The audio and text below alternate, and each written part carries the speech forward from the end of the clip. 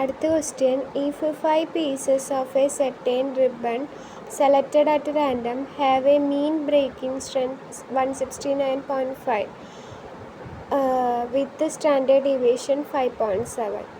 ഇത് എന്നിൻ്റെ വാല്യൂ 5 എന്ന് കിട്ടിയിട്ടുണ്ട്. പിന്നെ റാൻഡം സെലക്ട് ചെയ്തതിൻ്റെ മീൻ എന്ന് പറയുന്നത് എക്സ് ബാർ എന്ന് പറഞ്ഞാൽ 169.5ഉം സിഗ്മ എന്ന് പറയുന്നത് 5.7ഉം. Do they confirm specification mean breaking strength of 180 pounds. ഇവർ പറയണത് അതിൻ്റെ സ്ട്രെങ്ത്ത് 180 pounds ഉണ്ടായിരിക്കുമോ. അപ്പം mu not equal to 180, mu not equal to 180 എടുത്തു. എന്നിൻ്റെ value 5, X bar equal to 169.5. ഇവിടെ എന്നിൻ്റെ വാല്യൂ എത്ര കിട്ടിയിരിക്കുന്നത് 5 ആയതുകൊണ്ട് n-1ൻ്റെ വാല്യൂ 4. പിന്നെ ടേബിൾ വാല്യൂ എങ്ങനെ കണ്ടുപിടിക്കും? ടി ടെസ്റ്റാണ്. 0.01 നോക്കുക, 4 എടുക്കുക, 13ാമത്തെ പേജ് എടുക്കുക, 0.04. അതും ബോൾഡായ ലെറ്റർ എഴുതിയ ബോൾഡ് ലെറ്റേഴ്സിൽ എഴുതിയ 0.01 എടുക്കുക. ഒപ്പം തന്നെ ഇപ്പുറത്ത് ഡിഗ്രി ഓഫ് ഫ്രീഡം 4 എടുക്കുക. അത് രണ്ടും തമ്മിൽ ജോയിൻ ചെയ്യുന്ന ആ വാല്യൂ ഏതാ നോക്കുക. അപ്പോൾ 4.032 എന്ന് കിട്ടും.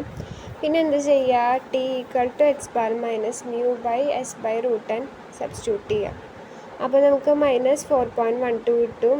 അപ്പോൾ കാൽക്കുലേറ്റർ വാല്യൂ ആണ് ടേബിൾ വാല്യൂ 4.032, കാൽക്കുലേറ്റർ വാല്യൂ 4.12. അപ്പോൾ റിജക്റ്റ് H0. ഇനി അടുത്തൊരു കൺസെപ്റ്റാണ് പി വാല്യൂ. അപ്പോൾ വാട്ട് ഈസ് പി വാല്യൂ എന്ന് ചോദിക്കാം. പി വാല്യൂ എന്ന് പറയുന്നത് smallest level of significance at which H0 rejected when specified test procedure is used on given data set. P value എന്ന് പറയുന്നത് ആൽഫയുടെ ഏറ്റവും എന്താ പറയണത് ഈ H0 റിജക്റ്റ് ചെയ്യാൻ വേണ്ടുന്ന ഏറ്റവും ചെറിയ വാല്യൂവിന് നമ്മൾ എന്ത് പറയും? P value. അപ്പോൾ P value greater than alpha ആയി കഴിഞ്ഞാൽ accept H0 at the level of alpha. P value less than or equal to alpha, reject H0 at the level of alpha. അപ്പോൾ നോക്കൂ, പി വാല്യൂ ഈസ് അടുത്തൊരു definition. P value is probability calculator assumed that null hypothesis is true of obtaining a value statistic at least contradictory to H0 as value calculated from available sample. നമ്മൾ ആ മറ്റേ definition മാത്രം നോക്കി വെച്ചാൽ മതി. P value for Z test നമുക്കിവിടെ നോക്കി വെക്കേണ്ടതുണ്ട്.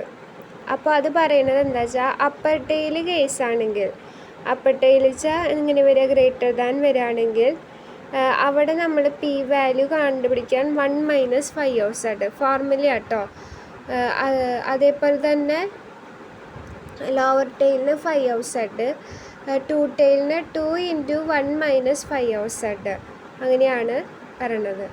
അതേപോലെ തന്നെ നമ്മളൊരു നൊട്ടേഷൻ പഠിച്ചു വെക്കുന്നത് പ്രോബബിലിറ്റി ഓഫ് ടൈപ്പ് 1 എററിന് ആൽഫ എന്നും പ്രോബബിലിറ്റി ഓഫ് ടൈപ്പ് 2 എററിന് ബീറ്റ എന്നാണ് റെപ്രസെൻ്റ് ചെയ്യുക. അപ്പോൾ ഇതെങ്ങനെ ചെയ്യാമെന്ന് നമ്മൾ പ്രോബ്ലം കാണുമ്പോൾ നമുക്ക് മനസ്സിലാവും. അപ്പോൾ അതൊന്ന് നോക്കാം. ടാർഗറ്റ് ഒരു എക്സാമ്പിളാണ്. Target thickness of silicon wafers used for certain integrated circuit is 244 μm. അപ്പോൾ H0 എന്ന് പറയുന്നത് മ്യൂ ഈക്വൽ ടു 245. നമ്മളപ്പോൾ തന്നെ ആൾട്ടർനേറ്റീവ് ഹൈപ്പോത്തിസിസ് എന്ത് എഴുതി? Mu not equal to 245. A sample of 50 wafers, എന്നിൻ്റെ വാല്യൂ 50. അപ്പോൾ അവിടെ തന്നെ മനസ്സിലായി സെഡാണ് യൂസ് ചെയ്യേണ്ടത്. A sample of 50 wafers is obtained and thickness of each one is determine resulting a sample mean thickness of 246.18 μm. X ബാറിൻ്റെ value എന്താണെന്ന് കിട്ടി? 246.18 μm. And sample standard deviation is 3.6 μm. സിഗ്മയുടെ വാല്യൂ 3.6. അങ്ങനെയാണെങ്കിൽ P value എത്രയാണെന്നാണ് calculate ചെയ്യേണ്ടത്. ഈ φ(z) എന്ന് പറയുന്ന value എന്താ വെച്ചാൽ P(z) less than or equal to ആ ഒരു വാല്യൂ φ(a) എന്ന് പറയുകയാണെങ്കിൽ P(z) less than or equal to a. അതാണ് ഫൈ ഓഫ് സെഡിൻ്റെ ഡെഫിനേഷൻ. ഇപ്പം നമുക്കിത് കണ്ടപ്പോൾ മനസ്സിലായി ഇതെന്ത് വൺ ടെയിലാണോ ടു ടെയിലാണോ ടു ടെയിലാണ്. നോർമലി നമ്മൾ എന്ത് കണ്ടുപിടിക്കാറുണ്ട്? സെഡ് കണ്ടുപിടിക്കാറുണ്ട്. ആ സെഡ് എടുത്ത് എഴുതി 2.32 സെഡ് കാൽക്കുലേറ്റ് ചെയ്തു. ഇനി നമ്മളെങ്ങനെ പി വാല്യൂ കണ്ടുപിടിക്കുക? ടു ടെയിൽ ടെസ്റ്റിൻ്റെ ഫോർമുലയാണ് 2 × 1 - 5 ഓഫ് സെഡ്. അപ്പോൾ 2 × 1 - 5 ഓഫ് സെഡ് എഴുതി ഫൈ ഓഫ് 2.32 കണ്ടുപിടിക്കണം. അതിൻ്റെ ഫോർമുലയാണ് ഫൈ ഓഫ് എ എന്ന് പറയുന്നത് P of Z less than or equal to A. നമുക്ക് എന്ത് കണ്ടുപിടിക്കണം? P of Z less than or equal to 2.32. അപ്പോൾ നമ്മൾ ആ ഗ്രാഫ് വരയ്ക്കുകയാണെങ്കിൽ, ഞാൻ ഇവിടെ വരച്ചിട്ടില്ല, നോർമൽ കർവ് വരയ്ക്കുകയാണെങ്കിൽ -∞ മുതൽ 0 വരെ ആ ഗ്രാഫിൻ്റെ ഏരിയ എന്ന് പറയുന്നത് 0.05. അതേപോലെ തന്നെ 0 മുതൽ 2.32 വരെ ഉള്ളത് നമുക്ക് ഇവിടുന്ന് കിട്ടും, 12ാമത്തെ പേജിൽ നിന്ന് കിട്ടും. അപ്പോൾ എല്ലാവരും 12ാമത്തെ പേജ് എടുക്കുക.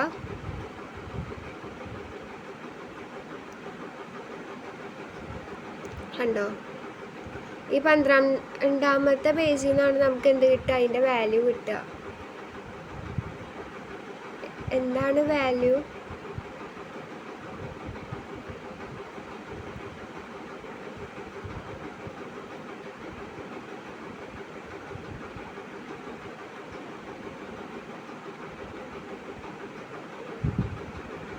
നമ്മുടെ വാല്യൂ 2.32. അപ്പോൾ 2.3 ഇപ്പുറത്ത് നോക്കുക. അതെ, 2.3 കണ്ടോ? ഇവിടെ 2.3, ഇവിടെ 2.32. ഇത് രണ്ടും കൂടി വരണ വാല്യൂ എന്താ? 0.4898.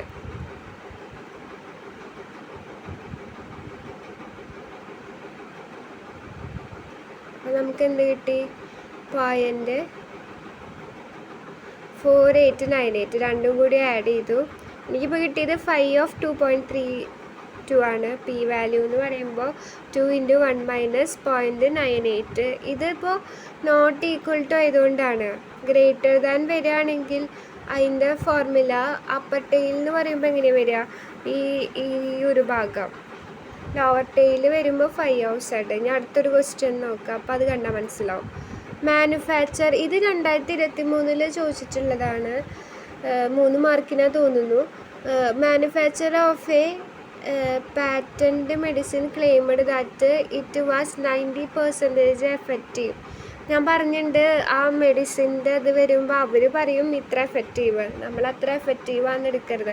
ശരിക്കും ഇതേ ക്വസ്റ്റ്യൻ തന്നെ ആക്സെപ്റ്റ് ചെയ്യാനാണോ റിജക്റ്റ് ചെയ്യാനോ ചോദിക്കാം. ഇതേ ക്വസ്റ്റ്യൻ തന്നെ നമുക്ക് പി വാല്യൂ കണ്ടുപിടിക്കാനും ചോദിക്കാം. അപ്പം നമ്മൾ പഠിച്ച എല്ലാ ക്വസ്റ്റ്യനിലും എന്ത് ചെയ്യാം?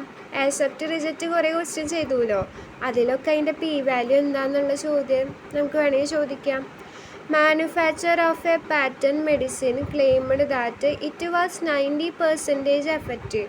അപ്പോൾ നമ്മൾ എന്ത് ചെയ്ത് വെച്ച് not P = 0.9 in relieving an allergy for a period of 8 hours. ആ 8 ഹവേഴ്സിനൊന്നും അവിടെ പ്രത്യേകതയില്ല. പിന്നെ സാമ്പിൾ ഓഫ് 200, N = 200. അവിടെ നിന്ന് തന്നെ മനസ്സിലായി സെഡ് ടെസ്റ്റാണ്. പിന്നെ അതുമാത്രമല്ല ഇവിടെ പി ഒക്കെ വെച്ചിട്ടുള്ള ചോദ്യമാകുമ്പോൾ സെഡിൻ്റെ വാല്യൂ എങ്ങനെ കാണാം? P cap - P/√PQ/M. ആ പി ഓൾറെഡി 0.9 കിട്ടിയിട്ടുണ്ട്. ആ സാമ്പിളിൻ്റെ പി ക്യാപ്പ് കണ്ടുപിടിക്കാനുള്ളത് നമ്മളിനി വായിക്കണം. In A sample of 200 people who had allergy, the medicine provided relief for 160 people. 200 ആൾക്കാരിൽ 160 ആൾക്കാർക്ക് എന്ത് കിട്ടിയിട്ടുണ്ട്? റിലീഫ് കിട്ടിയിട്ടുണ്ട്. അപ്പോൾ അവിടുന്ന് പി എന്താണ് വരിക? 160/200. അപ്പോൾ അവിടുന്ന് 4/5 എന്ന് കിട്ടി. അപ്പോൾ P cap - P/√PQ/N. അത് സബ്സ്റ്റിറ്റ്യൂട്ട് ചെയ്ത് കൊടുക്കുക. അപ്പോൾ സെഡിൻ്റെ വാല്യൂ -4.72 കിട്ടി. ഇനി നോക്കൂ, ഇതെന്താണ്? ഇവിടെയാണ് വന്നേക്കുന്നത്. ഇത് കണ്ടാൽ തന്നെ അറിയത് ലോവർ ടെയിലാണ്. ലോവർ ടെയിലിൻ്റെ ഫോർമുല എന്താ നമ്മൾ പഠിച്ചിട്ടുള്ളത്? കണ്ടോ? Phi of Z. Upper tail എന്ന് പറയുമ്പോൾ എവിടെ വരണം? നമ്മൾ വരയ്ക്കുമ്പോൾ ഇപ്പുറത്ത് വരണം. ലോവർ ടെയിൽ എന്ന് പറയുമ്പോൾ നമ്മൾ വരയ്ക്കുമ്പോൾ ഇപ്പുറത്ത് വരണം. അങ്ങനെ ആലോചിച്ചാൽ മതി. അപ്പോൾ നമുക്ക് ഫൈ ഓഫ് സെഡ് മാത്രം കണ്ടാൽ മതി. ഫൈ ഓഫ് എയുടെ ഡെഫിനിഷൻ എന്താ? P of Z less than or equal to A. അപ്പോൾ ഇവിടെ P of Z less than or equal to -4.73. ഈ ഭാഗത്ത് ഒരു ഏരിയ ആണ് എനിക്ക് കണ്ടുപിടിക്കേണ്ടത്. എനിക്ക് നോർമൽ ടേബിളിൽ നിന്ന് എങ്ങനെ കിട്ടുക? ഇപ്പുറത്തെ ഭാഗത്ത് അല്ലേ കിട്ടാറാ. അപ്പം ഞാൻ ഈ ഒരു ലൈനിനെ എവിടേക്ക് വരച്ചു? ഇവിടേക്ക് വരച്ചു എന്ന് വിചാരിക്കുക. അപ്പോൾ നമുക്ക് ഇവിടെ ഒരു ലൈൻ ഉണ്ട്. അപ്പോൾ ഈ ഒരു ഏരിയ കിട്ടാൻ വേണ്ടിയിട്ട് എന്ത് ചെയ്യുക? ഈ മൊത്തം ഏരിയ 0.5 അല്ലേ. അപ്പോൾ ഇവിടെയാണ് ആ ലൈനെങ്കിൽ ഇവിടുത്തെയാണ് റീജിയൻ വരണമെങ്കിൽ ആ മൊത്തം ഏരിയ കിട്ടാൻ വേണ്ടി എന്ത് ചെയ്യണം? ഇവിടെ ഈ ഒരു 0 തൊട്ട് ഇവിടം വരെയുള്ള ഏരിയ മൈനസ് എന്ത് ചെയ്താൽ മതി? ഇവിടം വരെയുള്ളത്, അതായത് P of 0 less than Z less than 4.73. നിങ്ങളത് ടേബിളിൽ നിന്ന് കണ്ടുപിടിക്കാൻ നോക്കുമ്പോൾ അവിടെയാണ് ഒരു ടെസ്റ്റ് കാണുക. അവിടെ 3 പോയിൻ്റൊക്കെ വരെയുള്ള വാല്യൂസ് ഉണ്ടാവുള്ളൂ. നോക്കൂ ടേബിളിൽ 12ാമത്തെ പേജ് എടുത്തിട്ട് 4 കണ്ടോ? 3.9 വരുമ്പോൾ തന്നെ 3.99 വരുമ്പോൾ തന്നെ 0.5 ആയി.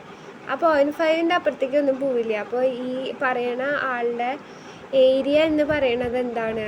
0.5. അപ്പോൾ 0.5 -0.5 ആയി. അപ്പോൾ അതെന്തായി? 0 ആയി. അങ്ങനത്തെ ഒരു ക്വസ്റ്റ്യൻ ആണുള്ളത്.